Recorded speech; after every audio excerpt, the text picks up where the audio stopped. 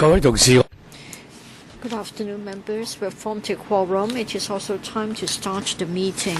So I call the meeting to order. This is the meeting of the Finance Committee. For today, we have arranged for 2 sessions. After the first session, we will have a break of 10 minutes. The second session will start at 6:10. I just want to remind members that we have already given you a timetable. So for October all the way to December, there will be 2 sessions every time we have an FC meeting, so as to catch up with the dozen or so outstanding items. If we're able to catch up with the pace, then maybe we don't need to have that many sessions.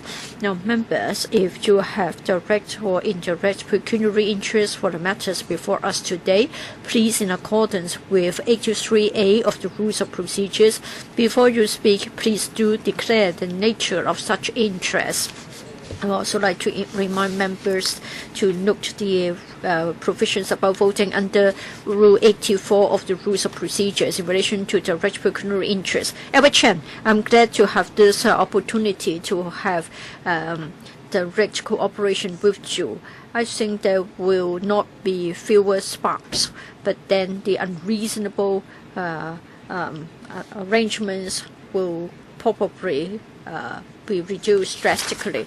Just now, you have told us the administration is quite concerned about the time needed to go through the papers, but I don't think just just 2 of us can handle all the matters. If the administration is really concerned about the well-being of the society, the administration could have advanced the items that are less controversial. So, Chairman, you are the chairman for the new session.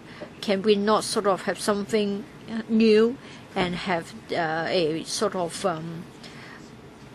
an atmosphere in which we can have negotiations? I'm not being disrespectful towards you.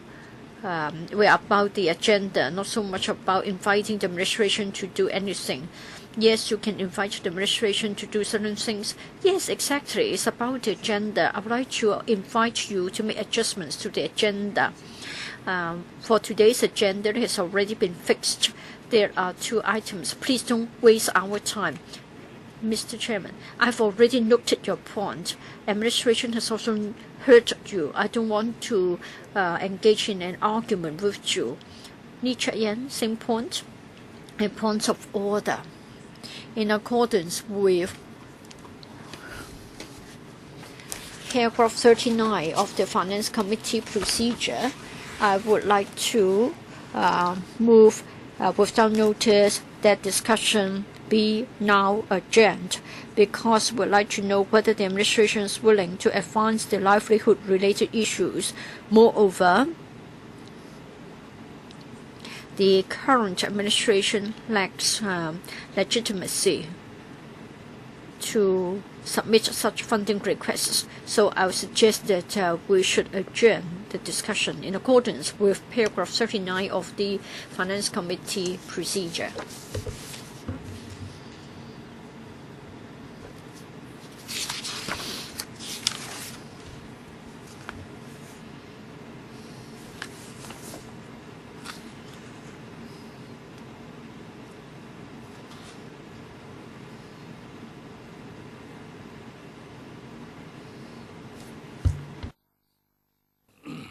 Mr. Li Chek-yen, so are you moving a motion to adjourn? Shall we put it to the vote, or shall we let members comment on whether they would like to support or not? All right, 2 minutes each. Please just tell us what you think. According to the Rules of Procedures, it should be 3 minutes. If you like it, 3 minutes. I don't think there is such a need, but if you want 3 minutes, so be it. So 3 minutes for everybody. For those who would like to speak, please press your button. That is whether we should adjourn this FC meeting today under Rule 39. Mr. Li Chek-yen, for the Pan Democrats, we have said that we are going to launch an uncooperative or non-cooperative movement. It saddens us to have to resort to this. This is because we have seen how the administration have been treating the people of Hong Kong. Well, the administration has not enjoyed much credibility. Mr. 669's administration hasn't been elected by the people. We have tolerated it for many years. We have tolerated the small circle election for many years. Day in, day out, we are trying our best to fight for the ordinary citizens. Now, today, we see that for the 669 administration, first of all, in terms of the political reform, he has made a false report, and he has been misleading the Central People's Government, saying that his report is the mainstream idea. That is, we just want one man, one vote. We don't need the nomination right. This is wrong, and this has given rise to a wrong decision. And the NPCSC has already imposed a restrictive framework on us, so that means we haven't got genuine universal suffrage. This has angered us because we've been fighting for decades for genuine universal suffrage. Class boycott, etc., have moved the people of Hong Kong. They've all come out to support the students. But then for citizens that have gathered, 669's administration would not work through dialogue to resolve the problem. On the other hand, they are suppressing the protests. They have even deployed tear gas, but then the people's wisdom has rendered the tear gas useless. We know that there are still assemblies in different places in Hong Kong at this moment. Other than the tear gas, of course, we have also seen that the administration connives the tri-elements to beat up the protesters. We have just seen how the administration have been true to its word about being above board, but in fact, protesters have been dragged to a dark corner to be beaten up. Probably there are more than just one single case. Now, the students and the administration haven't entered into a dialogue, so the matter hasn't been accounted for. And we haven't got an account about the tear gas, the unlawful use of force by the police. So I don't think we've got any basis to talk about funding requests. This administration just lacks credibility and legitimacy. When Carrie Lam asked us to look at the funding request, it's better for us to wait for an account to be given about the tear gas. Mr. Richard Yan, your time is up. Mrs. Regina Yip, I am against any more deferral. We have got so many outstanding items. Civil servants can't get a pay rise. The low-income families do not get the assistance. There are so many livelihood issues. I don't think we should defer them. Many urgent items are here. Many officials are very anxious. Raymond Chen, thank you, Mr. Chairman. Mr. Albert Chen has said that he would like you to talk to the administration so that those genuinely related to livelihood, like civil service pay rise, low-income family support, etc., should be advanced. I'm grateful to Richard Yan for allowing us to talk about this. If we're able to carry the motion to adjourn, then you'll be facilitated to ask the administration to advance the discussion of livelihood issues. You'll be given more bargaining power. We don't want to start the session with another battle, but then the administration won't even budge an inch. All along, we have been asking the administration to advance the livelihood issues for the development of Northeast NT. It dragged on for 8 weeks. Later, we were able to endorse the Queen Mary Hospital redevelopment. I think the pro-establishment camp can also try to help so as to force the administration to advance the livelihood issues. In the past, usually we have it fresh after the summer recess. That's the case with the Pan-Democrats, but not so for us. For the old age living allowance you defeated us.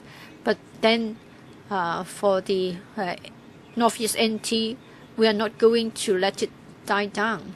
We've already said that we'll make it very difficult for the administration to get even $1 single. It will be very difficult, though you may get it. You have to pay a price for it. We've already said that at the electrical meeting, FC meeting, panel meeting, and the ESC meeting, PWSC meeting sessions, all of them will be our battlefronts. We haven't discussed with the Democrats, but we've already submitted our motions. We're not going to forget what took place. You need to go out to ask the citizens and the students as to why they would not withdraw. Now, inside and outside this electrical building, we are going to exert pressure on the administration. For non-controversial livelihood issues, please advance them. I think we've already done our best, but then the administration would not budge at all, and the pro-establishment camp is not going to be moved. So we have no way out but to do this. For each and every item, we are going to move a motion to adjourn, and then there will be a debate. I hope the administration will notice this. For urgent issues, please advance them. In this way, both legislators and the community would know that you are open to discussion and you are not being adamant. Leung Yiu-chung also support Mr. Lee Cheuk-yen's motion to adjourn. This is mainly because before I actually speak, I would like to tell you, Mr. Chairman, don't just try to ask us not to speak purely based on your own interpretation of what we are talking about. Just now, Albert Chen hasn't really finished, and then you said that you noted, you knew what he was trying to say, and then you stopped him. I hope we can all learn from what happened last time. Otherwise, the operation will be rendered difficult. For Albert Chen and Raymond Chen, I agree very much with what they have said. This is because we are here to address the livelihood issues. Unfortunately, during the last session and even today, the administration would not be cooperative with us. They are defiant. They are not people-oriented as advocated by the CE. They don't adopt such a spirit to deal with the issues. Otherwise, they should have done what the previous CE had said, that is, be anxious about what the people are anxious about. No, they won't do it in this way. They would rather become headstrong and try to push through the most controversial issues and expect us to endorse. How come that they deliberately put forward proposals that are most controversial? It seems that this administration would rather exaggerate the tension and the polarization, and then we are forced to counteract. What is the advantage of doing this? Now, Raymond Chen is right. It's better for us to stop the meeting, adjourn the meeting, and then you as the chair can talk to administration, readjust the agenda item sequence, and then come up with the more urgent issues. That's for the overall good. Administration, please stop this. Don't resort to such tactics. Otherwise, we will be left with no choice, but pan-democrats with no choice but to counteract what you are doing. For the defiance out there, well, it is all because Siwan Leung has forced them to adopt such an approach. It is harming everybody. It isn't going to bring any good to the society. So I hope the administration can adjust the agenda items. For the pan-democrats, we have our agenda, our proposed agenda. Have we given you a copy? If not, please do so. We are not making life difficult for you. We are not obstructing the other agenda items. I just hope that the administration can be responsive to our request. Thank you for reminding me how to chair the meeting. But then what Albert Chen was talking about wasn't included in the agenda item. It's not within rules of procedure. Now, Lee Cheuk-yen would like to adjourn the meeting under paragraph 39. James Chen, I heard the arguments put forward by Li Chek-yen, and now I'd like to supplement. Now, Li Chek-yen is saying that we have to wait for the administration to have a dialogue with the students. We want to resolve the problem of political reform. I think it is unrelated to the work of the Finance Committee. We are the legislature. We are lawmakers. And the Finance Committee is scrutinizing the funding requests. Not too many are about politics. Most of the issues before us are livelihood-related or economic issues. The Liberal parties support the discussion of such issues. It doesn't mean that we support the items per se. Now, for the 3 landfill extensions and the integrated waste management facility, we are against. But it's better for us to have a discussion and then we put the matter to the vote. Whether it get carried or not is a separate issue. For the organic waste treatment facility, we have some other views. Now, Li Chek-yen is saying that we should call it a day and the FC should be adjourned. Then we give people the impression that we are not doing anything and yet we're still drawing a salary. I don't think it is the right approach. The Liberal Party thinks that for every agenda item, please justify why you would like to adjourn the discussion of that particular item. We don't support wholesale adjournment. Priscilla Leung, there are very strong views all over Hong Kong. Now, Li Chek-yen has only heard the voices in support of them. Please don't glorify the Occupy Central movement. Many citizens think that they are playing with fire and they don't know how to put it out. Please listen to the voice of the people. I think for the livelihood issues, they are getting serious, and I really hope that we shouldn't just make use of the excuse of the students wanting a dialogue. We should no longer glorify the Occupy Central movement.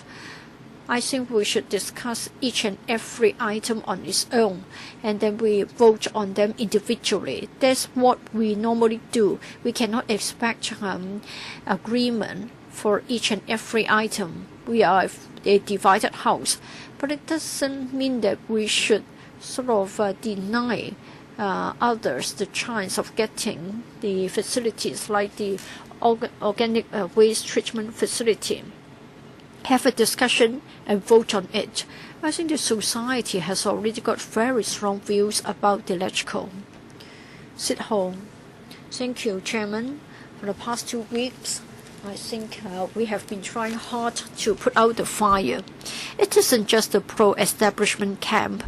We have also asked you to help. We have also asked the administration to stop the police from escalating the force that they use. On our side, we have also got a bottom line. We want to avoid bloodshed. We don't want to have confrontation. But unfortunately, the use of force by the police has been such that it has been escalated, and also the police have been biased in enforcing the law. We ask for a dialogue with the students, a dialogue with the society, a dialogue with the political parties. For the dialogue with the students, even the very first meeting was called off, and even as of now, we haven't got firm details. Whenever the mood is eased, the tension is eased, when a dialogue is about to take place, CY Leung would come out to add oil to add fuel to the fire. Now, he has also said that clearance and dialogue are not the same. With a dialogue, it doesn't mean that there will be no clearance, and even with clearance, there may not be no dialogue. Why can't the administration be modest and humble? Why should we be led by CY Leung? Why should we allow him to be so stubborn so that we see no end to the clash? Mr. Chairman, the Legislature doesn't have much power. This morning, it means that we have had an adjournment debate lasting for more than a day and a half. I'm grateful to the President for allowing us to have a debate, but then it is not legally binding and the administration is not under pressure to listen to us. So we have to use our powers to adjourn the meeting.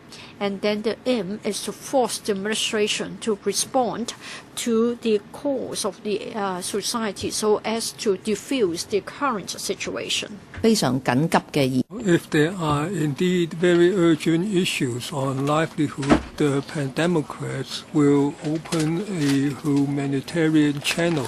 We ask the administration to rearrange the agenda so that those affected, those who are likely to benefit, can benefit from the funding approval.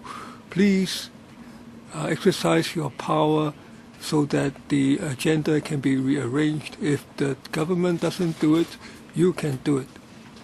Mr. Abraham Sheck, I very much wish that we can deal with our actual work. Article 33 of the Basic Law says that we have to pass these items so that society can move forward, so that millions of workers will not be adversely affected, so that those who are queuing for public housing can be rehoused. If we do not fulfill our constitutional responsibility under Article 73(3), we will not be doing our job. I ask humbly, will the opposition withdraw this so that in the Finance Committee we can pass the items? Mr. Low Wai-Kok. Thank you. I am against the motion to adjourn by Mr. Lee. Having heard the Pan-Democrats' arguments, I find them hard to accept. Now, if we are going back to the Occupy Central movement and the political issues,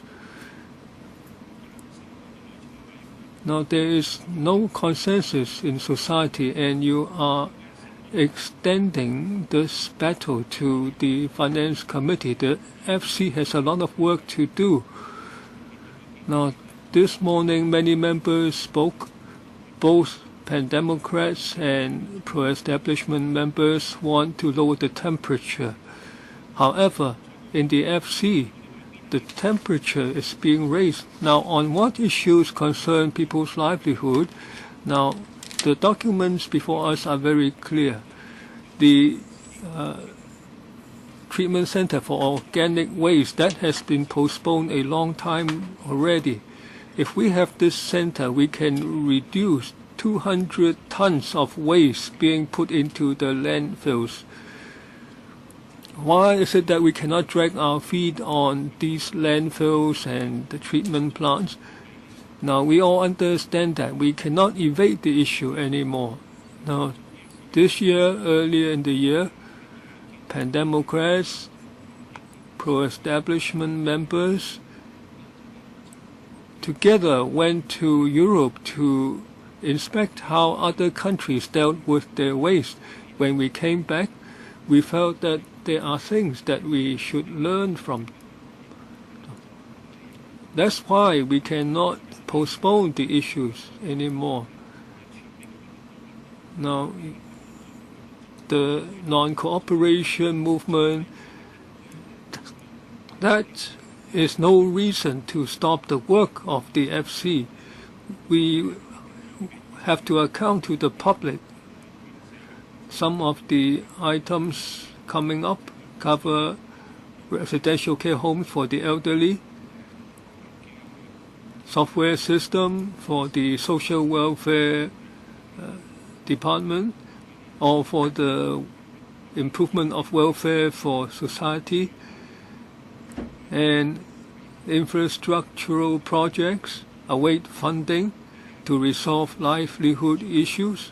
All these have to be dealt with by us. We don't see any reason why we should adjourn the work of the FC today.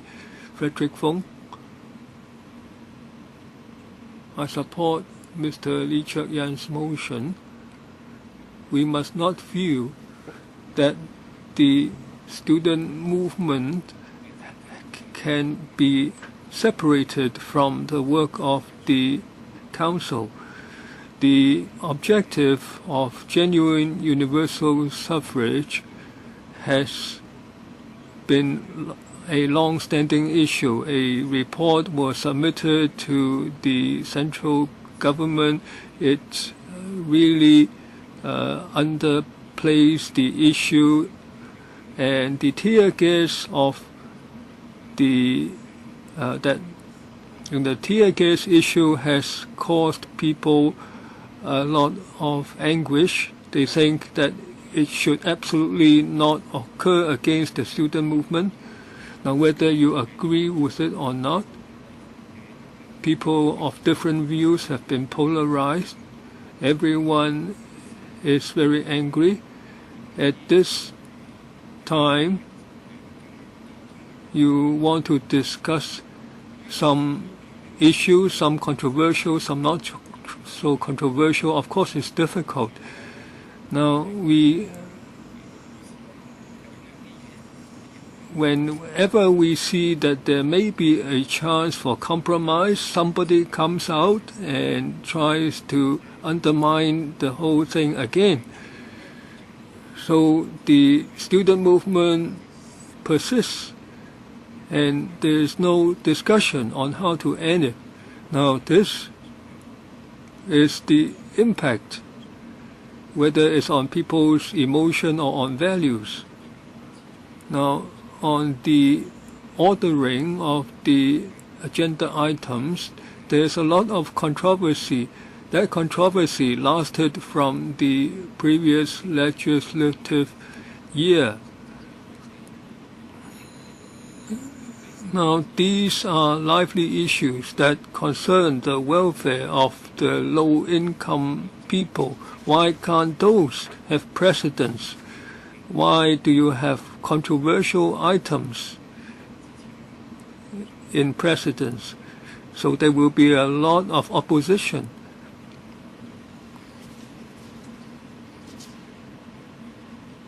Now,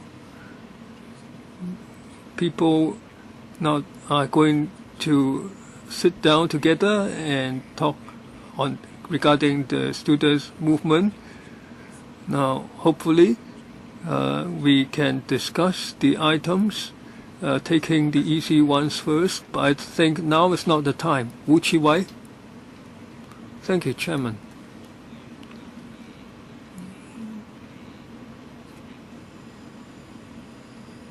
The FC is going to discuss the motion to adjourn.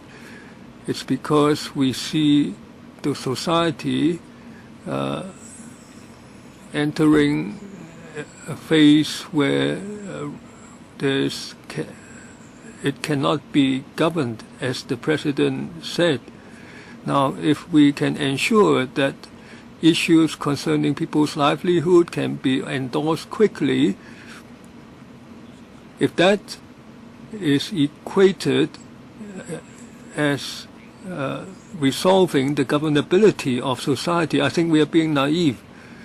Now, every item being lodged with the FC is receiving has encountered a lot of opposition, and that's the case in the other committees too.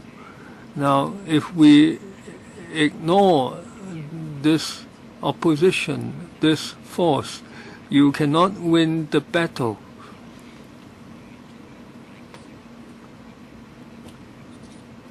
People do not have faith anymore in this council being a platform for resolving social issues. We should stop and think, as Mr. Lee Cheuk-yan proposed. The pro-establishment camp should think. In the major political incidents in Hong Kong's history, in the past, it's usually those who are far-sighted, who have made important commitments. For instance, in 2003, Article 23 legislation, at that time the Liberal Party noted the unrest in society and came out and said that it cannot accept the legislation of Article 23, and major political turmoil was avoided. And again in 2010, on the political reform, the proposals by the Democratic camp was eventually accepted by the Democratic Party, was eventually accepted by the Central People's Government. Now we need to resolve the political turmoil through our work in this council. Now, you all have a lot of experience. You think that cannot be possible. Mr. Fan Kwok Wai, I support the adjournment motion by Mr. Lee. Hong Kong is in a crisis, is in a abnormal situation. The democratically elected members cannot operate normally as if nothing has happened in this council. We are minor political leaders. We should try to resolve the difficulties. Unlike the pro-establishment camp, unlike the CE, they think that by operating as normal, they can ignore the requests by those demonstrating on the streets. They think that will relieve the pressure or ignore the issue. Why do I support Mr. Lee Cheuk-yan's motion? We have to put things right. We have to resolve the issue. One method is to apply pressure on the government. If this is a council operating under normal conditions, and if the majority of members have a strong desire, the administration should listen. Now, the non-controversial issues like the salary increase for the civil servants, or the item on Queen Mary Hospital, we all propose that the order should be reshuffled. Now if our requests have been complied with, we would not have seen all these demonstrations. These matters should have been dealt with by council members and the administration in this council, but you used violence repeatedly, so the pressure has erupted onto the streets, so the council can no longer operate as normal under the rules of normalcy. It's full of contradiction. If things are operating as normal, the CE should present himself and give an account. The police commissioner should have given an account for the tear gas incident. Your time is up. Ken? Thank you, Chairman. Now, in the adjournment debate yesterday, I heard many Pan-Democrat members say that political issues have to be resolved by political methods. Now, on the Occupy Central issue, the Pan-Democrat members have tied us all onto the wheels of their chariot as the bargaining chips with the Central People's Government. Now, Mr. Lee Cheuk-yen once again has made people's livelihood issues their political bargaining chips. The DAB does not agree. Now we have these issues from the previous legislative year, homes for the elderly, the financial assistance for the low-income families, and also controversial issues like the landfills and waste treatment facility. Now, all these were discussed exhaustively earlier. We've all discussed them. We all basically agree with the funding. Now, if we are once again moving a motion to adjourn, that is irresponsible for the DAB, so the DAB is against it. Mr. Albert Ho. Now we are having to debate on these issues. It's very regrettable. On our side, we are angry and we are also disheartened now, but there is no choice. Now, you might say, let's lower the temperature, but can that be done? So many people are sitting on the streets through bad weather and through the nights. The CE dare not approach this area. How can you lower the temperature? You must find out the real cause of things. Now, if the real problems of governance are not resolved, many issues will not be dealt with, or it will not be possible to deal with them. Now, confrontation is now extending to the legislature and to many corners of society because people cannot see a way out, so they have to extend the confrontation. There's no other way. It's the only way left to humble people like us who have no power. Now, at the outset, Mr. Albert Chen says that we should have a new look at the agenda, and the chairman said it's not on the agenda, so Mr. Lee Cheuk-yen moved the motion. Now, for humanitarian reasons, we will not stand in the way of certain issues, but on other things, we need to air our views strongly. So can the government ignore the ill effects of the political reform and persist in its demands? Now we are being uncooperative in the hope of genuine cooperation at the end. That cooperation has to be on the basis of a fair environment with democratic procedures rather than what we have now. It's an unfair system in which we have to battle. We are battling for genuine cooperation in a civilized system. We have no other way. Mr. Chen Ka-law?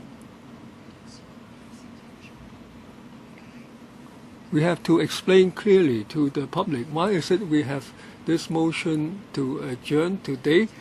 We have to cause the C.Y. Leung administration to genuinely go forward and meet with the students to resolve the situation now on Harcourt Road and elsewhere, this occupation movement, so that we convince the public that we are not playing games with them. We have to apply pressure on government, and at FC, this is the way we adopt to apply pressure on government. We cannot sit here and pretend that things are normal and ignore what's going on outside.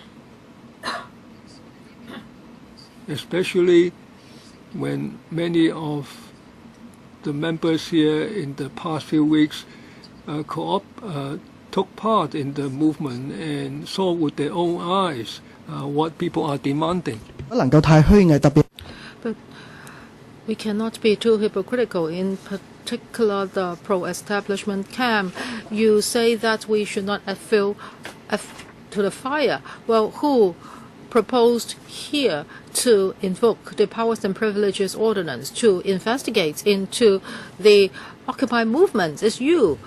You were adding fuel to the fire. You connived at the acts of certain policemen, and they infringe the human rights of peaceful demonstrators. Peaceful demonstrators were beaten up. You just turn a blind eye to that. How can you be so hypocritical? And how can you connive at the C.Y. Leung administration? The two secretaries here are intellectuals. Where is your conscience? Just now, Mr. Chanakan spoke on behalf of the DAB, saying that the organic waste treatment facilities have to be funded. There was a motion about this before the summer break, and DAB voted down that proposal, and the government was scared by you. That's hypocritical and that's shameless. Chairman, I support this motion to adjourn the meeting because we want to wake the government up. We want to wake the secretaries up. We are willing to open a humanitarian channel, and we do not want to stop the passage of livelihood fundings. Dr. Fernando Zhang, Chairman, in Hong Kong, we are now having a great people movement, and I don't think the council can operate normally. In the face of such an administration, our people have already made their angry voice heard, and now they are fighting, and they want their voices to be heard, because the whole establishment, the whole structure cannot be held responsible because they do not see the difficulties faced by these people. So we cannot operate normally here. Now, if you are so concerned about people's livelihood, then why don't we ask the government to accord priority to the livelihood items? How about item 9? That's about low-income family allowance. Can it be put as the first item? If that is the case, then I will object to this adjournment motion, and we will immediately discuss that item and we will vote on it. Can you put that as the first item? Are you willing to do that? If you are really so concerned about people's livelihood, then don't accord priority to the 3 landfills and the incinerator. They are so controversial, and they will have a huge impact on the health and safety of residents in many districts. But you want to force this on us, and you are now using people's livelihood as a stake. Why can't you accord priority to the livelihood issues? Just now, I had a seminar with Hong Kong CSS, and many NGOs took part in that seminar. We talked about the poverty problems in Hong Kong. How can we help the grassroots to lead a better life? How can we help the elderly, the disabled? What government officials have attended the seminar? None of the accountable officials. Only one permanent secretary attended. So are you addressing the needs of the people? You say you are so concerned about the people, but how about universal retirement protection, Professor Chow has put together a report, and the government says that now you're going to conduct another study on that report. Mr. Michael Tian, Chairman for this Legislative Council, I am very lucky that I am elected and I want to repay society. This is the third year, and I feel that the efficiency has been worsening. But what have I learned? I have learned more about the rules of procedures. I think that's the only thing that I get to know more after these few years. Now we are talking about the first item, and some members suggest that the meeting should be adjourned and 3 minutes will be given to each speaker. I think this would last for 2 or 3 minutes, and then there will be another adjournment motion proposed, and then we will spend another 2 or 3 hours on that. So for every item, this will be repeated, and this will go on and on. So I would like to ask the Pan-Democrats, how about this? You are now talking about the Occupy movement, but in reality you want to discuss the livelihood items first. But what is livelihood issues? I think each one has its own definition. Well, for Michael Tan, I have my own livelihood issue. I cannot stand foul garbage, and that is a huge problem to me. Now, have the Pan-Democrats gone to the landfills? Well, if you have the time, I can go there with you. If you stand there for 2 hours, if you do not put on a face mask, and you breathe in air there, I'm sure you'll throw up.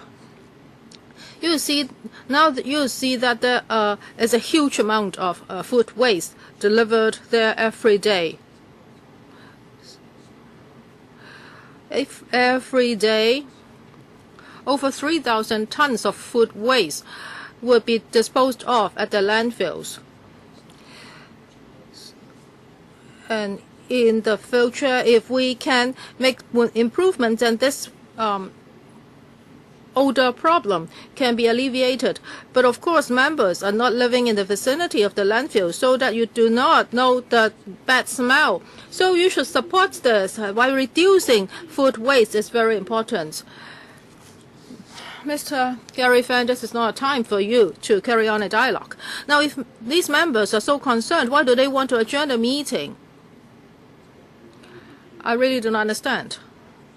Mr. Alan Leong, Chairman, I understand that Mr. Michael Tan is not very happy, but I also hope that he would understand that there are a lot of people sitting on Harcourt Road and Connaught Road. Why are they there? Because they do not see hope. And I also want you to understand that ever since the NPC closed the door on the 31st of August, a lot of people have been disappointed because after the handover, people thought that they would be upgraded from second-class citizen to genuine citizen. They can be their own boss. They can choose their own CE, but their aspiration is not fulfilled. So that's why they're sitting outside. I hope you understand their grievances as well. Chairman, the Pan-Democrats have said this early on. After the NPC closed the 3 doors, Hong Kong has entered an age of resistance, and the council cannot possibly operate normally.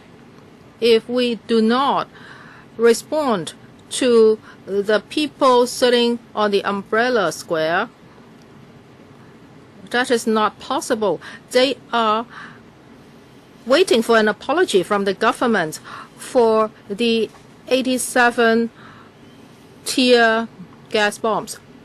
And there were chaos in Mong Kok. There were thugs attacking demonstrators there. And Also, when at Long Wall Road, dozens of demonstrators were injured during a scuffling. So if the government is not even apologetic, then who can accept it? And how about a dialogue with the Federation of Students? We've heard about it for a long time, but nothing has happened so far. It seems that the government is just dragging its feet. It's a delaying tactic.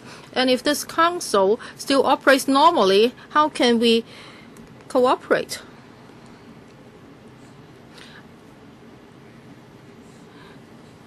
This is a historical moment, and this is a difficult time that we all have to face. Chairman, I hope you really would consider this carefully. Several members have already suggested this. That is for some issues that are not controversial at all, that are about people's livelihood. Would you put them forward? Well, would you advance them? For example, how about the item on the wages of civil servants? How about the working family allowance, etc.? Ms. Starley, we all want to resolve the Occupy Central issue, but we all understand that one dialogue would not resolve all the problems. So I hope that you would not hijack the council anymore.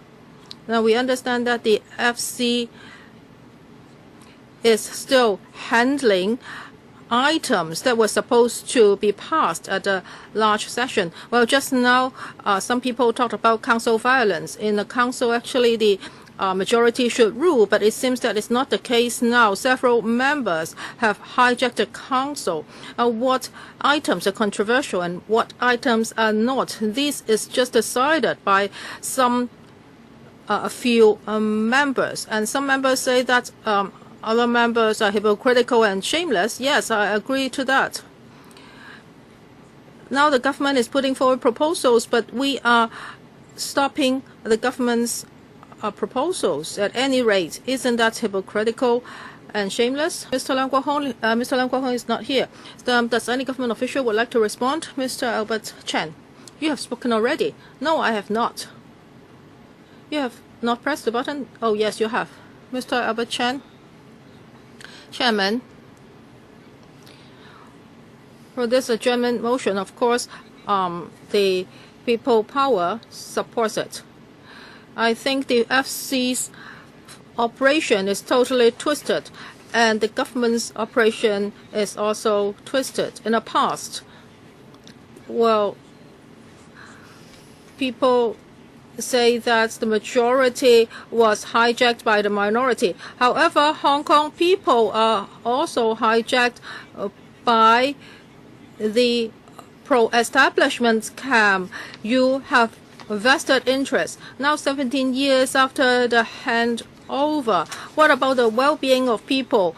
The railway companies have been listed. They've made a lot of money. And how about the listing of Link? Its stock price has increased by 4 times. How much money have you made? And even the CE is like that. Well, the political ecology is distorted, and Hong Kong people are now waking up. When we first talked about filibustering, we were criticized severely. Now many more people support filibustering because now people have waken up. They now know you are all hypocrites, and DAB is best at that.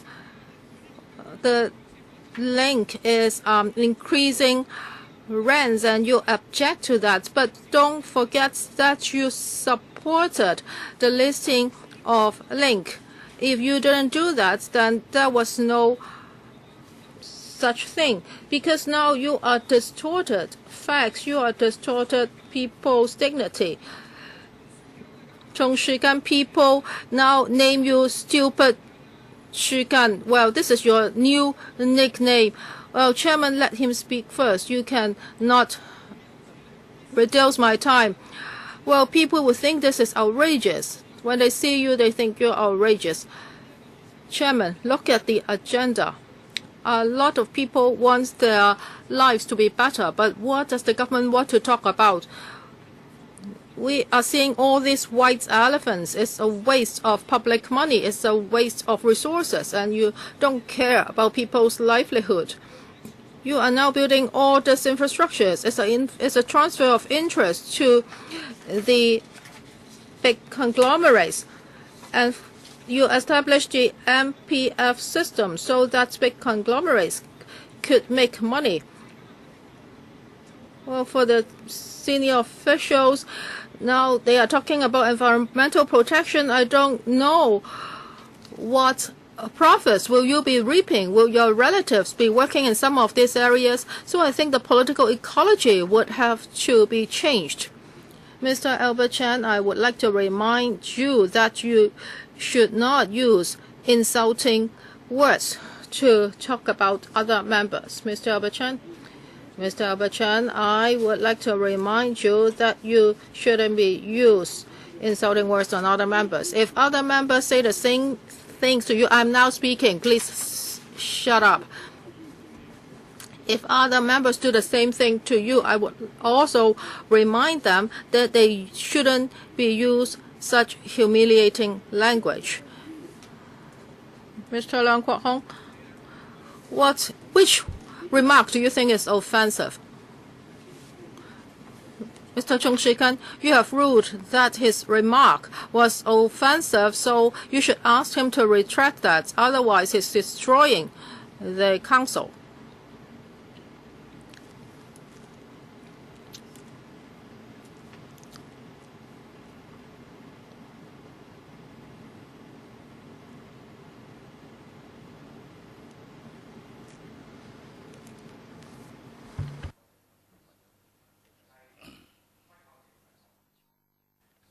Mr. Albert Chan, I've already reminded you that you should not use offensive remark. Is that okay, Mr. Leung Kwok Hong? I would retract that on his behalf. I would pocket it.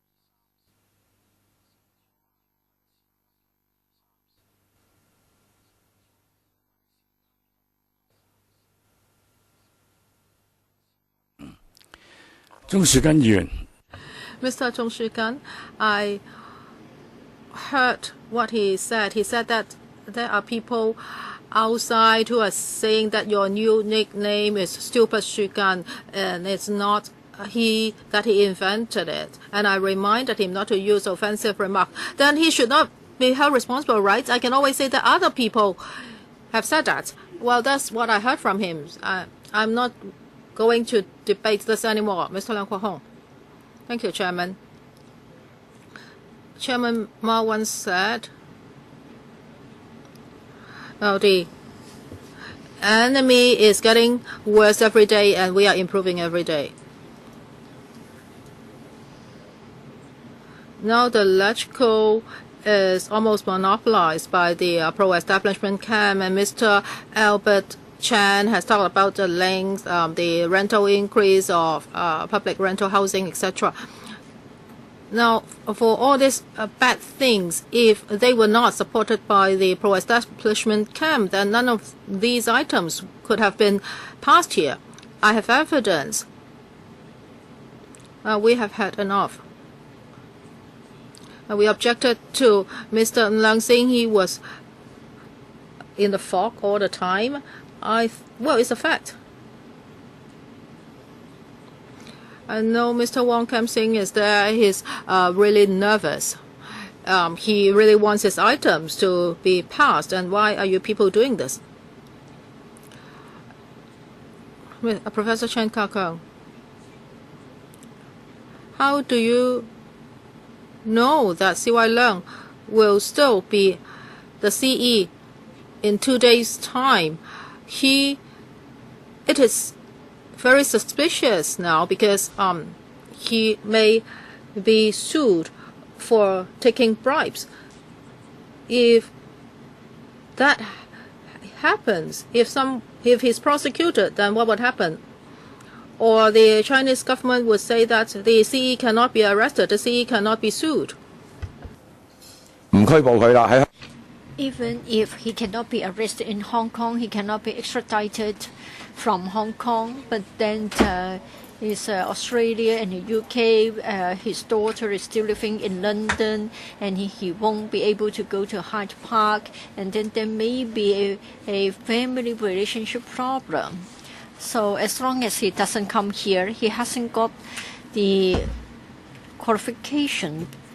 He is not qualified to appoint anybody to come here to speak on his behalf. So this is the political ethics. He should have come here to explain the matter. He could not have escaped from all this on an excuse. I've already said so many times, nobody can tell whether it was President Xi Jinping that exposed his deed. Let me tell you this, as long as CY Leung doesn't give an account about his wrongdoing, will be filibustering. But of course, some colleagues would say that civil service pay and other things that would benefit the people should be tabled, and we should be supporting them. So be it.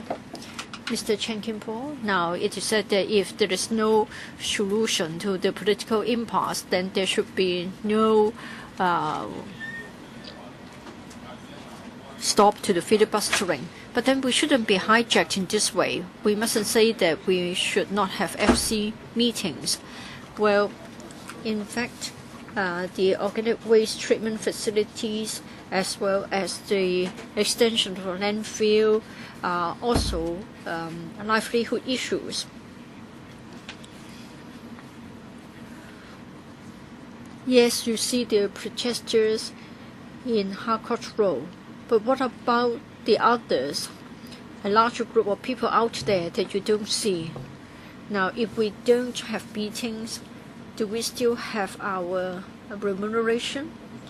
Now, by having deferrals, the cost will go up, and who's going to foot the bill?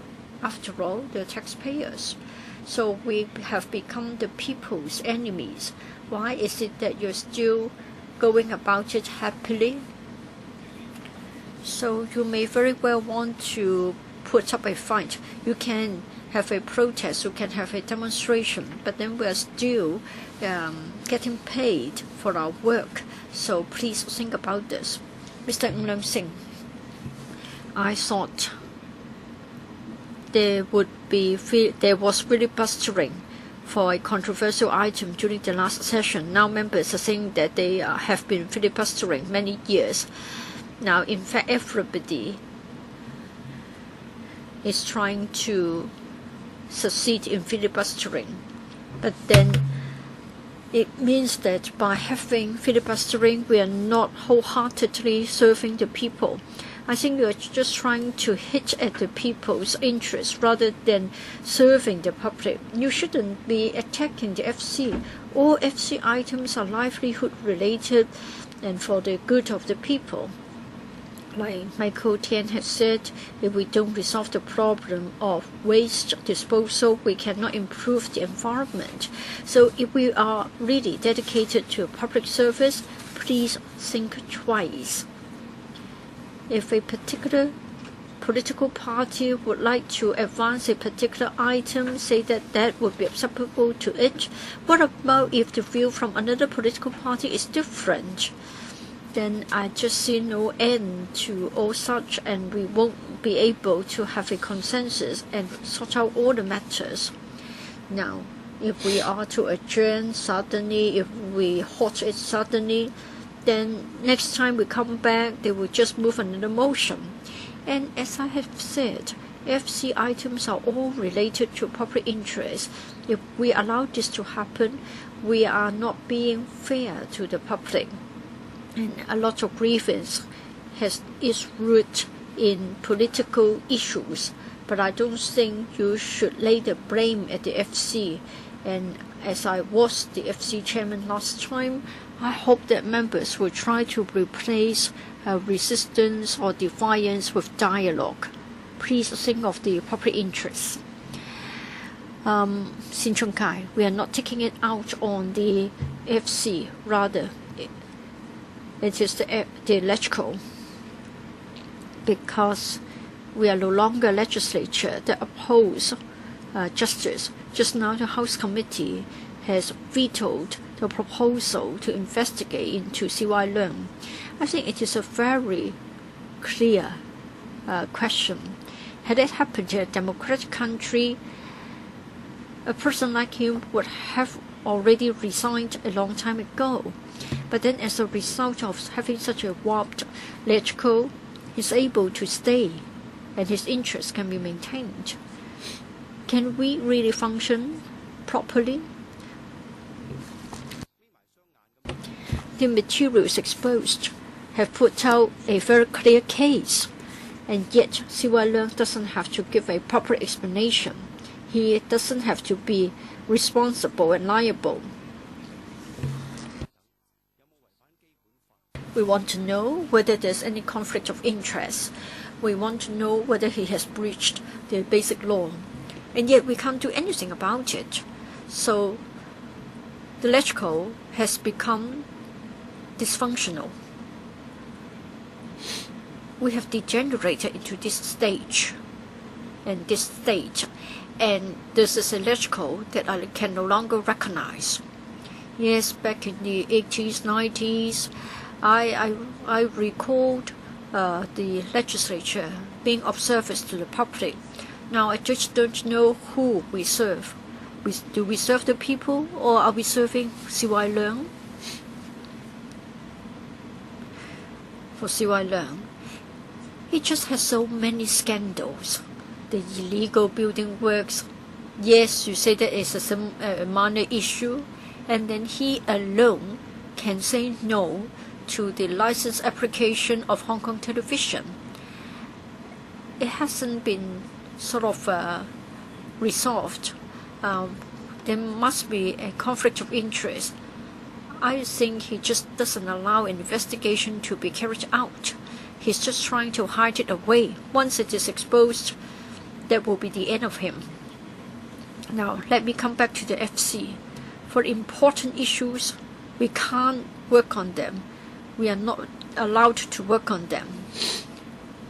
So, what is the significance of existence? Are we just rubber stamps? Every time you say that it is livelihood related, you just endorse it. It is really heartbreaking. An undemocratic system, a distorted system, a system that protects the vested interests. Kenneth Leung, I agree to the motion to adjourn, but on another ground. End of September, I spent 14 days in Germany. I visited the environmental protection facilities. For this OWTF, I have a few questions for the Secretary, and I would like to talk about the energy input and the energy output mix. I want to know whether we are already having the most efficient process. Now, you want to turn waste into energy if the difference is too small. Kenneth Leung, we aren't having a substantive discussion. I just want to tell you why I want to adjourn. This is because I need more time so that the Secretary for the Environment can give me more information. Mr. Chairman, must I say yes for the same reason as other members? You can't be that domineering. I'm not so. I'm telling you why I support the motion to adjourn. Are you telling me that I can't give my reason? If that's the case, I better shut up. Mr. Kim Yun, Mr. Chairman.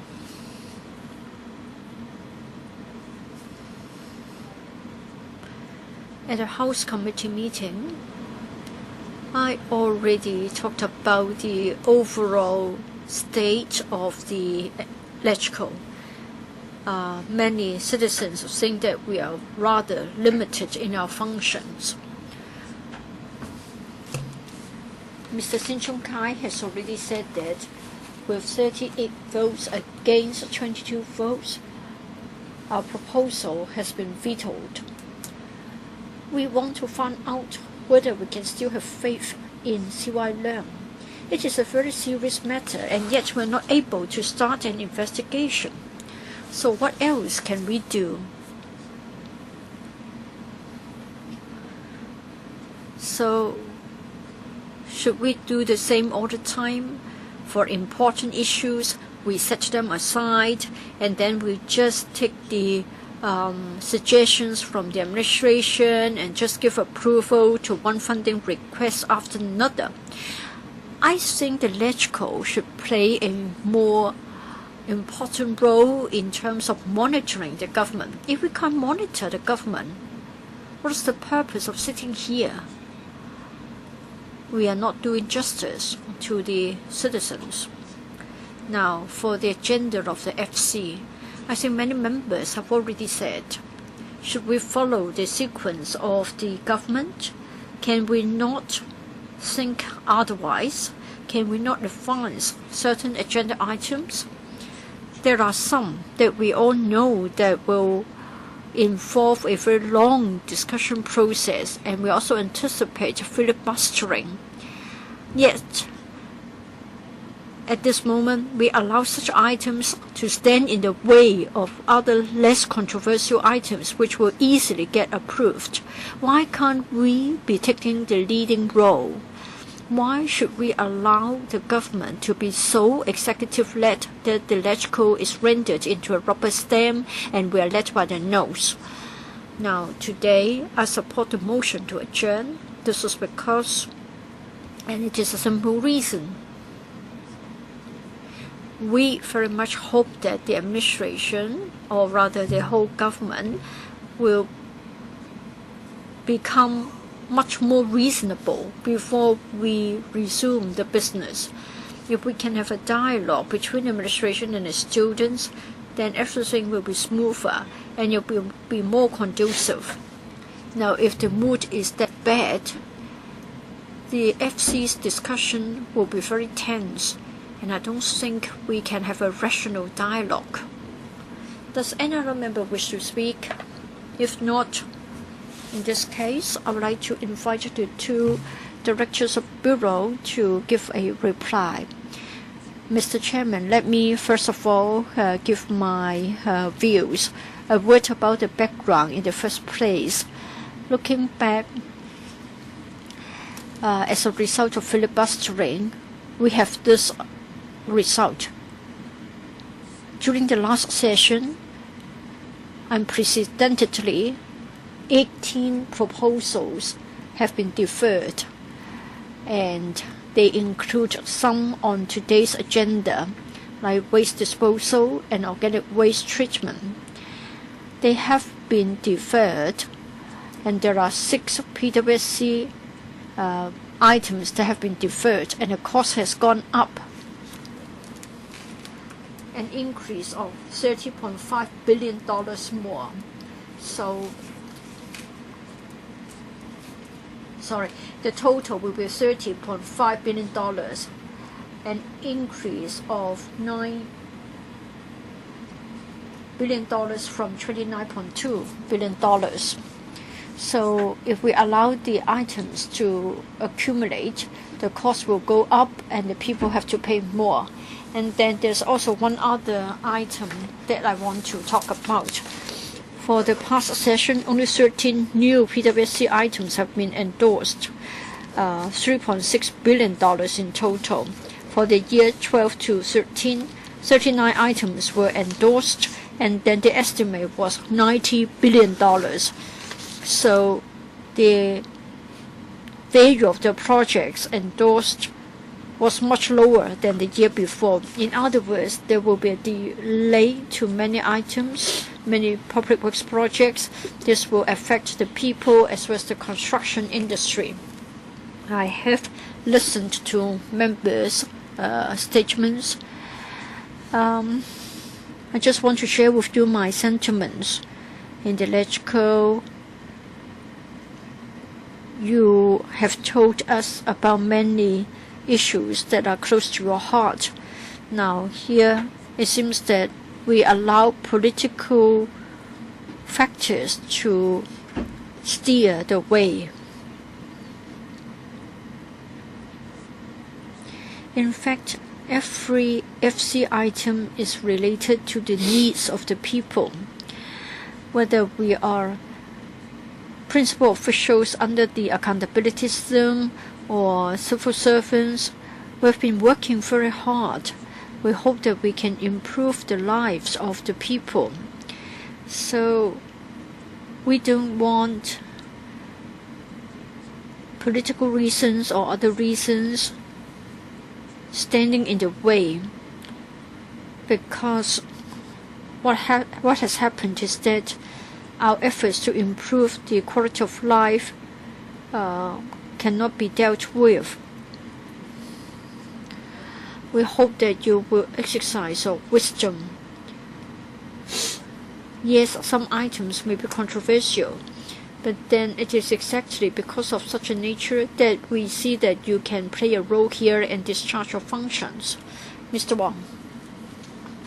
Mr. Chairman, for the organic waste treatment facilities Phase 1, as well as the extension of the 3 landfills and the integrated waste management facility, they are infrastructural projects related to people's livelihood.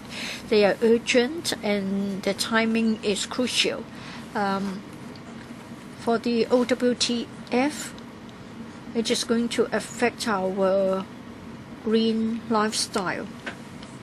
Many scholars, green groups, and citizens support the early completion of the facility.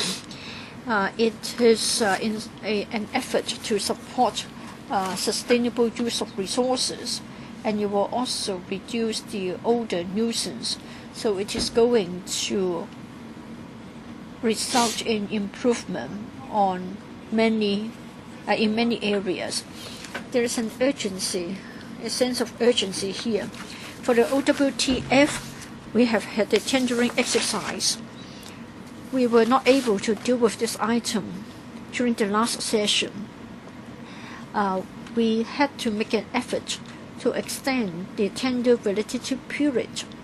I just want to say that if we can't deal with it in time, the consequence will be very serious.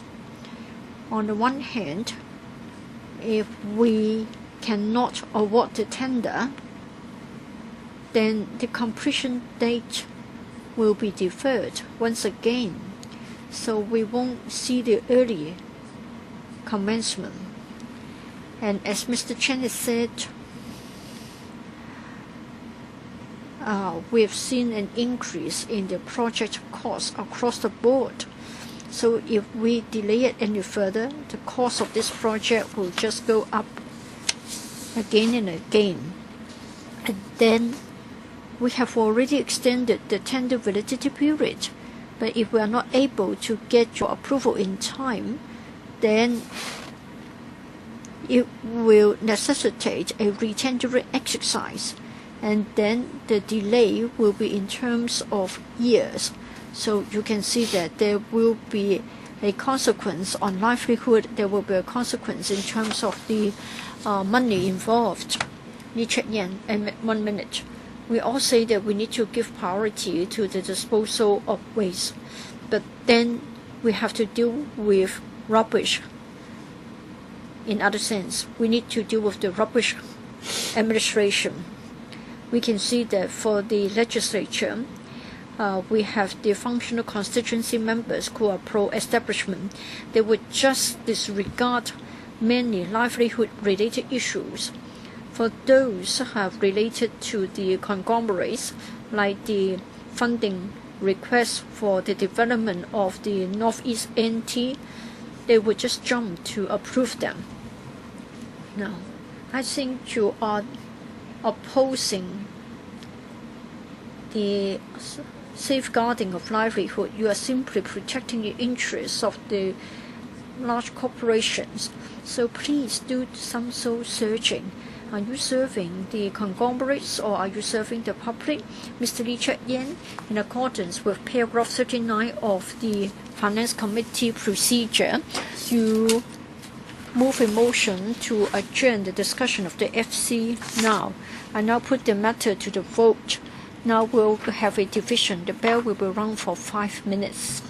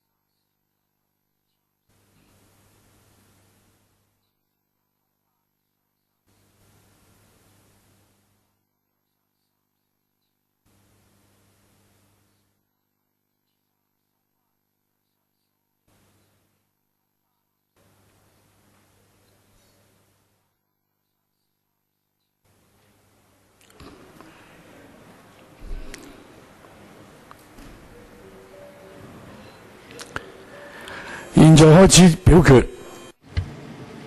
Voting now starts. 在我宣布表決 Before I announce the voting results, please verify your vote. 現在停止表。 Voting now stops. The results are displayed. The results 22 for, 34 against. I declare that the motion is negative. We come back to FCR 2014 bracket 14 to 15 49 Lee Cheuk-yan. Now you are a new chairman. Now according to the procedures, the chairman can decide the order of the agenda. Now this is within the scope of the powers of the council, is it not? According to Rule of Procedure 19, the agenda is to be decided by the council, and this is also applicable to the FC. Now, Rule 30 says that the committee can decide on its all procedures apart from the rules of the council itself. Now, we are now talking about a humanitarian channel for the items on people's livelihood to be passed first. Now, that was what the debate was about. We hope to rearrange the agenda rather than have it decided by the administration. Now, is it that the rules of procedure allow the chairman this power to decide?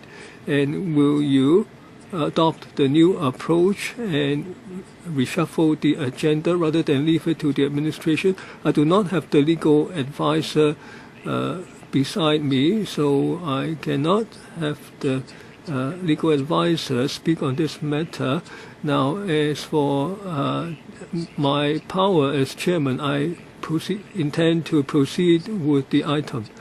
Now, you can discuss later with the administration. I do not intend to rearrange the agenda today, and the relevant officials for the other items are not here today. Now, please let me take my time. Now,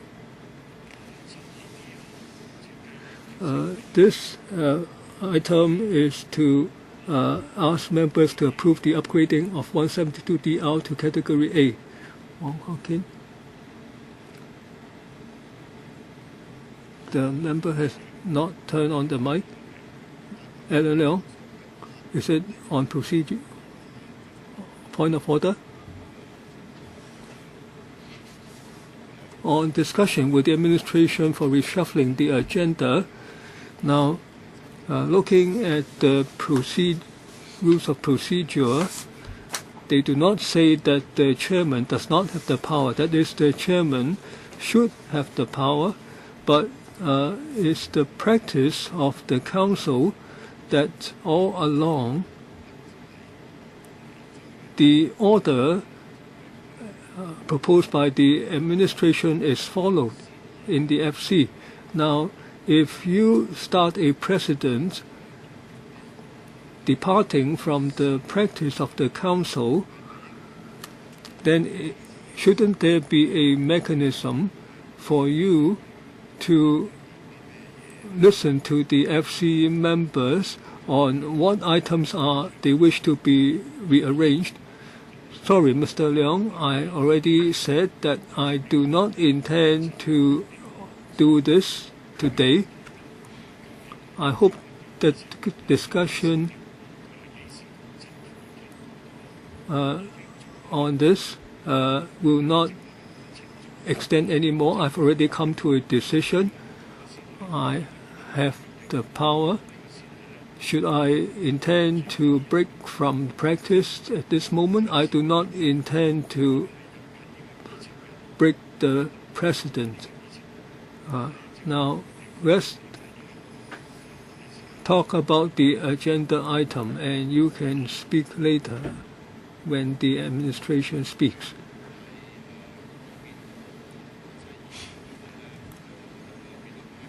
Now, it's preferable to listen to both sides before you make a decision.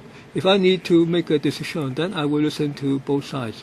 In order not to waste the time of this council, once out of this chamber, I can always listen to you on your views.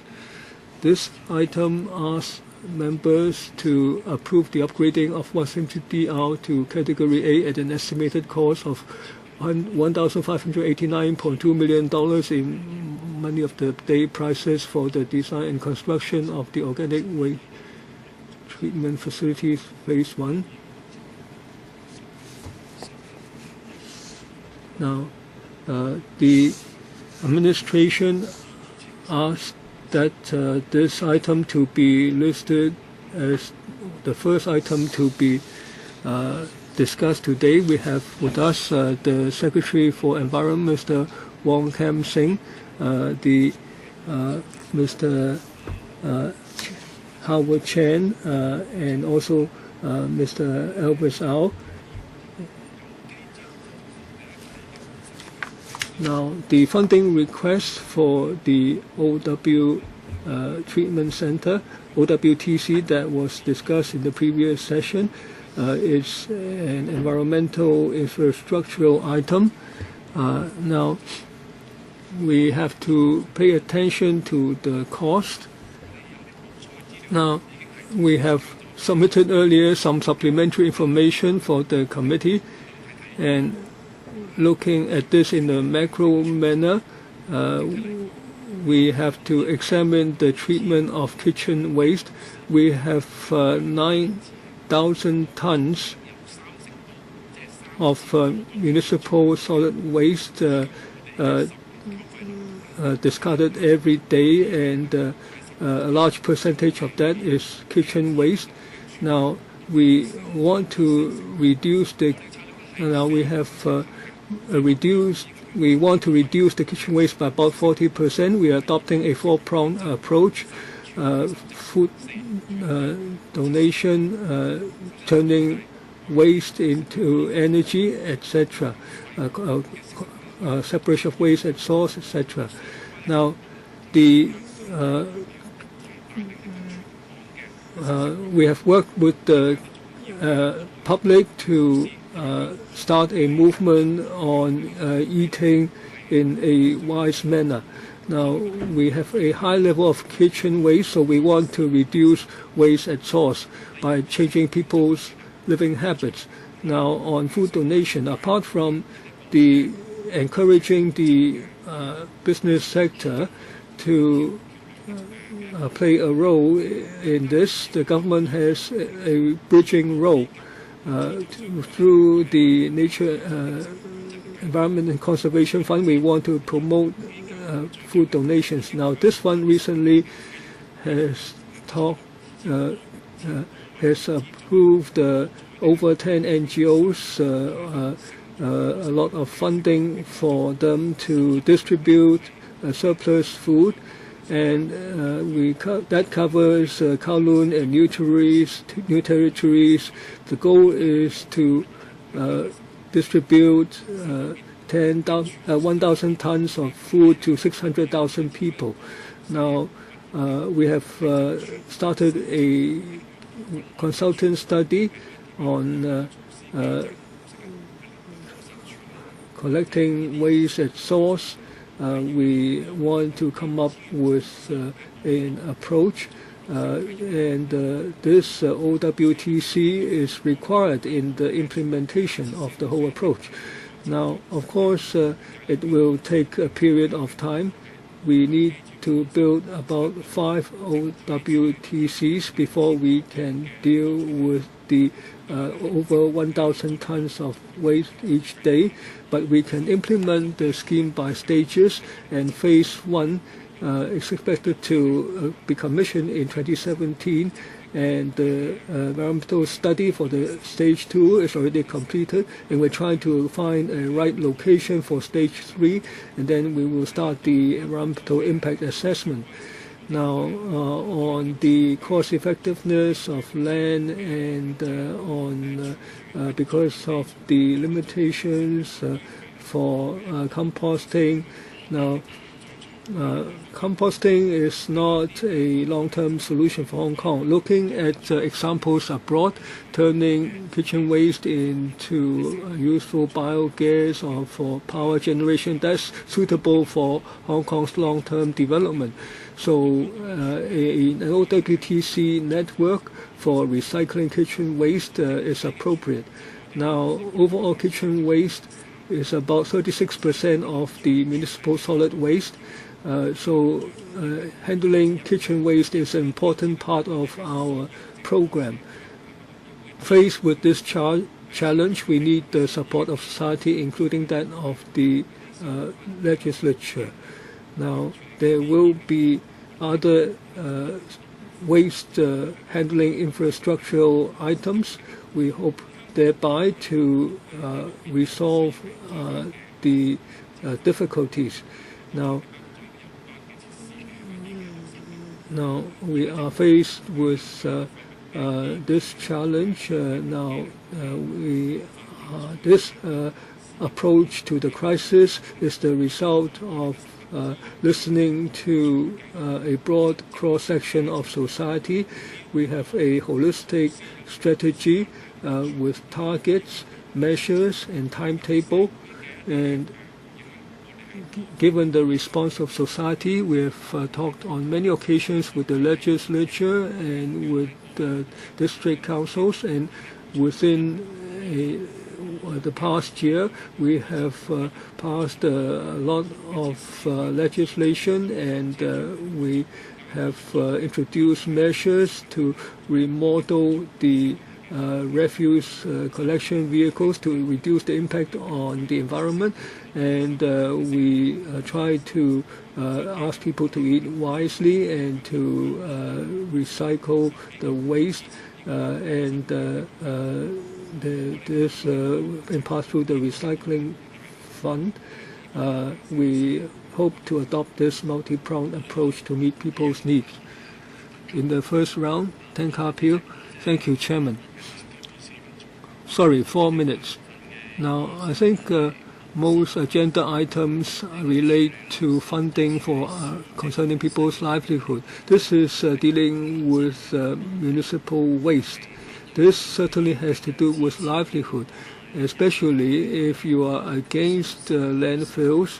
You should support this because the OWTC will reduce the pressure on the landfills. Now, in 2008, I already supported the item. Now, I don't know if we can come to the incinerator item today. We do not object to that either. Now, looking at this out of gender, we certainly support this, but I would like to ask the Secretary. Now, if this item is not passed or there's no voting, do you have a timetable? For instance, if this cannot go through by the end of October, how much more do you have to spend? What would you do? How about if this cannot go through even in November? What about these contingencies? This three? Now, Mr. Chen, now as has been said, we have conducted the tendering exercise. The bids have come in, but the period has passed. The FC was unable to pass it earlier, so we have asked those submitting the tender to extend the period of the bids. So it's extended to mid-January next year. past that date. And if those bidders would not extend their bids, then we have to start a new tendering exercise, and it may be 1.5 to 2 years in addition before we can complete the tendering exercise. And certainly the cost will increase. That is, if the filibustering takes place till mid-January, you will not be affected. You have to convince the public why we need to vote as quickly as possible. Well, now the tendering time is extended to mid-January next year, but we have a lot of advance work to do. After the approval of the FC, we have to do a lot of work. For example, the screening of tendering documents, etc. It takes time. So we hope that this item can be approved as soon as possible so that we can award the tender as early as possible. Mr. Gary Fan? Chairman, I have 2 questions for the Secretary. That is about the organic waste treatment facilities. Paragraph 5 of the government's document is about the location. It's at Silho 1. It's not a typo industrial estate. The reason is that Silho 1 is bigger and it can handle 200 tons every day. As for the typo option is less than 100 tons. So at Silho 1, the capacity is bigger. However, Silho 1 is further away from the urban area, and the government wants the private sector to take up part of the transport cost. And some of the food waste will come from link markets and FEHD markets. So in the future, at the Silho OWTF, where would the food waste mostly come from? And for the typo industrial estate option, does it mean that the transportation cost of the private sector will be lowered so that they can be encouraged to take part in this scheme? Secretary, Chairman. Initially, we didn't just look at the Lantau Island site. We have also looked at a Shaling site in the Northern District, but we want a bigger site. So the Shaling site is also quite a big one. It will be launched next time. One will be in the Northern District and one will be in the South. So it will be located. There will be 2 locations. So we will build this one at Silho 1 first. The critical point is that we want bigger size so that it's more cost effective. Chairman, I can supplement. For collecting food waste and the source of food waste, mainly, well, we will be collecting food waste from Kwai Ching, Lantau Island, and Kowloon West. It will not be overlapping with the typo site. The main sources will be from the commercial sector. That's about 120 tons. As for our blueprint, we have already considered the distribution of OWTFs. In the future, we will have 5 to 6 of them, and they will be distributed in different areas so that transportation costs can be lowered. As for typo, we will also have local facilities so that the food waste there will also be received there. Mr. Chen Chi-chun, Chairman, I agree that now Hong Kong is facing a big problem of waste treatment. This is a major issue, and there are only several ways of doing it: reducing waste production, the end treatment of waste. Of course, the biggest waste in Hong Kong is CY Leung. He cannot be recycled. In July last year, I already asked him whether he would reduce the waste at source. That is, he would step down. I've told you that he cannot be recycled. As for endpoint treatment, well, it depends on what Hong Kong people want to do with him. Okay, let me go back to this. Just now the government said that because now the tender exercise will be extended to January, and there may be a risk of tender abortion. So Mr. Tang asked whether we can approve this later, but the government says that there are a lot of advance work, so this has to be approved as early as possible. So can the government tell us, if you get the money today and you say that the tendering period will end in January, so what are the advance works? Can you tell us more clearly? We may have other thoughts if you tell us more. And also, now for this extension, does it come with any condition? Because you are a major client, they really would want to work for you. So you cannot extend the tendering deadline further. Well, I think we all agree that if the OWTFs can be built early, then it would be conducive to Hong Kong's environmental protection. So I think this would be a policy welcomed by the people. So if we do it earlier, then the facilities can be completed earlier. And also we are under a price pressure. As for the tendering, we also have to look at inflation. So if we award the tender later, then the social cost will be higher. That is, society would have to pay more. Because we have an inflation rate of several percent a year, we have to shoulder that. He hasn't answered my question, Chairman. My question is that now you are saying that if you get the approval in January but too late, so what advance work do you have to do before that? And can the tendering deadline be extended further? Mr. Chan? Well, there are internal procedures. For example, we have to go back to the Central Tendering Committee for the formalities. But this is not the major point. The major point is that if this can be approved by the FC today, then we can award the tender immediately and Hong Kong people can enjoy the facility several months earlier. His second question is that now you can extend the deadline by 6 months, so can you extend it by another 6 months?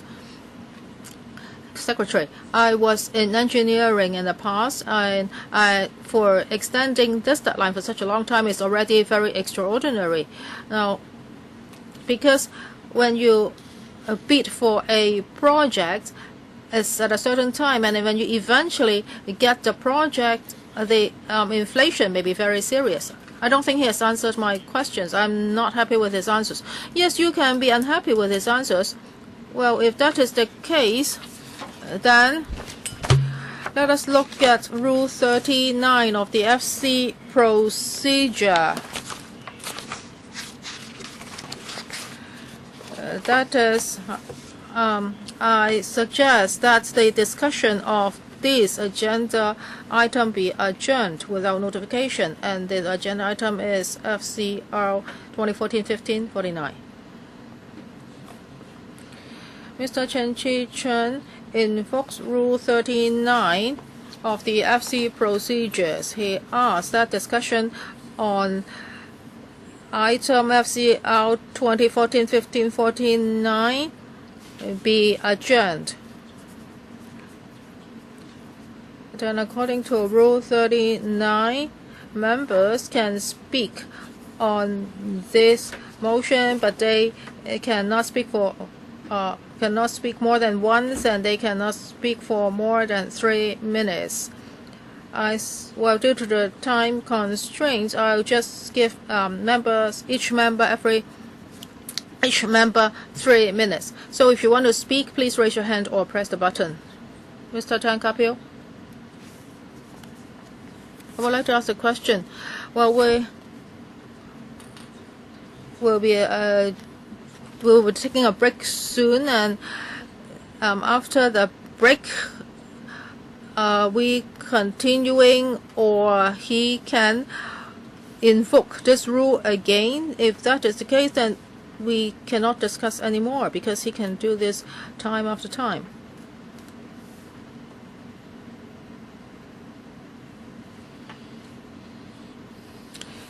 Mr. Tang, we are not talking about the issue that we discussed earlier. We are talking about this particular item. And at the next session, we will continue to discuss as to whether the discussion of this item will be adjourned. And after voting, if if the majority wants to continue, then we will continue the discussion. Mr. Chen Chi-chun, I have 3 minutes, sir. Chair, thank you, Chairman. I am putting forward this. I'm suggesting this adjournment because I asked the Secretary 2 questions and he has not answered me properly. The first question is about the advance work, and what work is that? If this can only be approved in January, would that advance work be affected? But he just gave us the cliche, that is, if you give money earlier, then we start to work earlier and the project can be completed earlier. And you say that if you cannot get the money today, then the project will be completed later. It will be more expensive. And the tendering exercise may be aborted. I'm not going to argue with you on that. But if you think this item is so important, why did we spend 8 weeks on the discussion of the Northeast anti-funding? Why didn't you tell us then this item is so important? Secretary, you haven't said anything in public, but in private, have you talked to CY Leung? That is whether some more urgent items should be put here. For the NAND advance funding, if at that time the discussion of that could be adjourned, then this would not be happening. Last year we just approved 13 items. Why? And the previous year we approved more because we spent 2 months on a non-urgent item. The pro-establishment camp says the treatment of waste is very important, and Mr. Michael Tian said the odor is unbearable. So why don't you stop the discussion of land development? Chairman, I know you don't want to stop the discussion of this, so I'm now helping you. We can adjourn the discussion of this now. We don't have to argue about this. Everybody's value is different. Well, Chairman, you can try it out. Why don't you put the civil servants' pay increase as item number 1? Would people try to stop you? I think by doing it, you would know what the truth is. You always say that we shouldn't add fuel to the fire, but what you are doing now is adding fuel to the fire. Why don't you do as we say? Why don't you open up a humanitarian channel? Well, if food waste treatment center that important? Ms. Sid Ho, as for the organic waste treatment facility, yes, it's an urgent project. Is so urgent that it should have been passed in mid-July. At that time, Mr. Alban Chan put forward an adjournment motion. Chairman, do you remember at that time you also supported that? So I want to ask Chairman this. Do you have to declare interest? Because on many occasions, we've heard that you would be engaged in some commercial activities, that is recycling waste oil. The government has provided us with some supplementary information explaining that, well, I've heard that that's a French company, you know that company, that this French company will be also building a OWTF, but we do not see a breakdown of the financial details concerning that. And also Chen Yun Han, the FTU, also supported the adjournment motion, and DAB abstained. during that voting. Well, I would not ask for adjournment now, but I hope that some time can be given to each party. That is from the 11th of July up to now. Has anything happened? Do we think that some items are more important? We want to adjourn the meeting because there is a serious problem outside. As for this particular item, I agree that this is urgent, and it could not be passed in July. I was very angry because I'm very concerned about this as well. Well, Chairman, back to the question. Do you have any interest to declare? And I also think that the government should talk to that private company, because $300 million is very different from $1.5 billion. You have to convince us why you have to spend $1.2 billion more.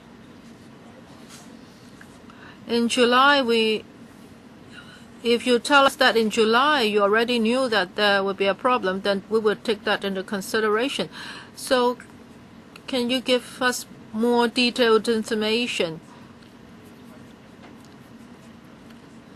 Then I will then know how to vote on the adjournment proposal.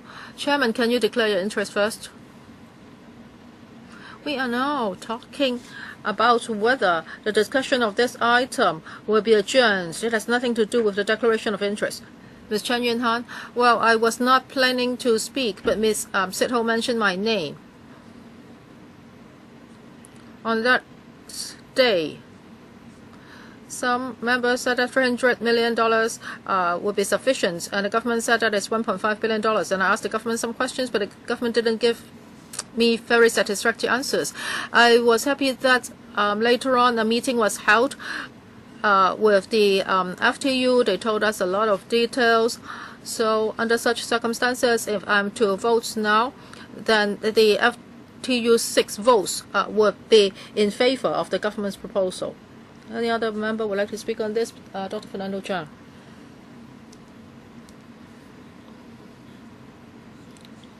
Well, for this item, actually, it should have been voted on in July, but it was adjourned. And Chairman, you also asked some very valuable questions. For example,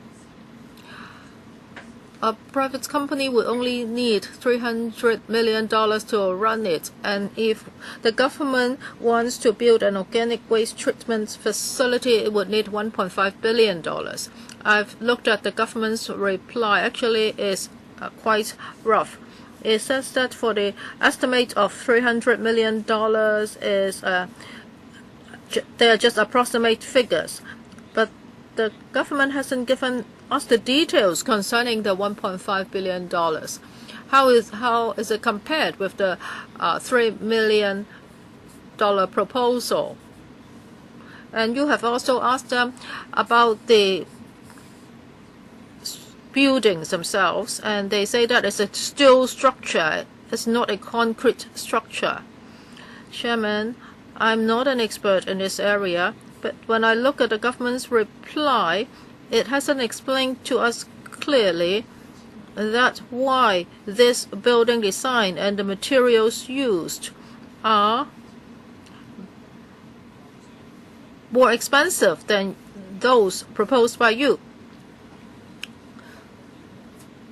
Last time it was adjourned, and the major reason might be that this OWTF was not cost-effective enough. And in their supplementary information, in their annex paragraph 8 and 9, you can see that they're talking about cost-effectiveness. They say that the operating cost for each ton will be 547 Hong Kong dollars. But how is it compared with similar facilities overseas? I do not see the relevant figures. If you talk about cost effectiveness, there must be comparisons.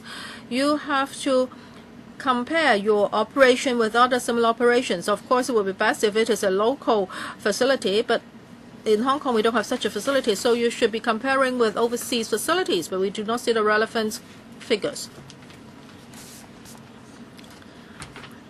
And I want such kind of supplementary information from the government. I think that it would be a more appropriate time for us to discuss this item. How come it has taken the government so long to provide us sufficient information? Now we take a break of 10 minutes and we'll start again at 10 minutes.